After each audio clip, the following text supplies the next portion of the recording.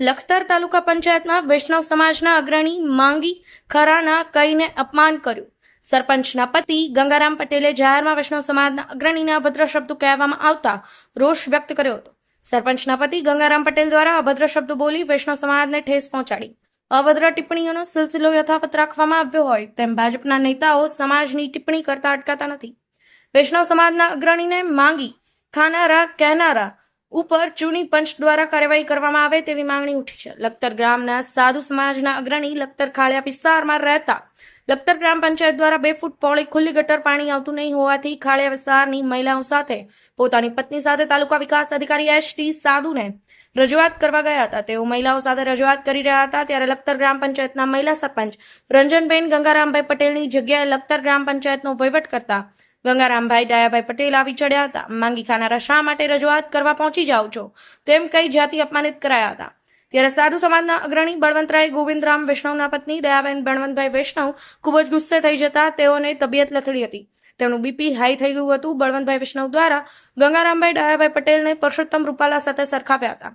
હાલ સુરેન્દ્રનગર ભાજપના જિલ્લા કક્ષા અને લખતર તાલુકા કક્ષાના ભાજપના નેતા તેમને સતત છમારતા હોય તેથી બળવંતભાઈ વૈષ્ણવ દ્વારા ભાજપને પાઠ ભણાવવા ભાજપ વિરુદ્ધ કોંગ્રેસને મત આપી ભાજપને પાઠ ભણાવવા અપીલ કરવામાં આવતા લખતર તાલુકા સહિત સુરેન્દ્રનગર સાંસદ બેઠકના મતદારોમાં પણ વિચારતા થઈ ગયા છે. વિજય જોશી, સમય 24 ન્યૂઝ, લખતર. ભારત માતા કી જય. હું લખતરની તમામ જનતાને વિનંતી કરું છું કે લખતરમાં પણ પરસોત્તમ રૂપાલા છે. આપણા જે બેન સરપંચ છે એમના પતિ ગંગારામભાઈ ડાયાભાઈ પટેલ એ લખતરના પરસોત્તમ રૂપાલા જ છે. કોઈ પણ જ્ઞાતિનું હાલતા અપમાન કરવું એ તો એને રમત વાત છે.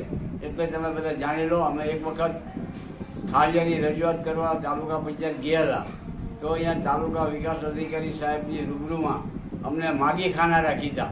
અમે ક્યાં માગવા જઈએ છીએ, કોને અહીંયા માગવા ગયા?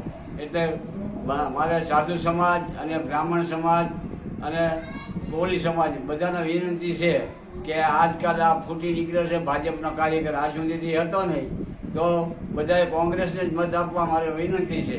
આ પરસોત્તમ રૂપાલાને ખબર પાડી દો તમે કે આ લખતરની દરેક પેટીઓ કોંગ્રેસના મતથી છલકાઈ જવી જોઈએ.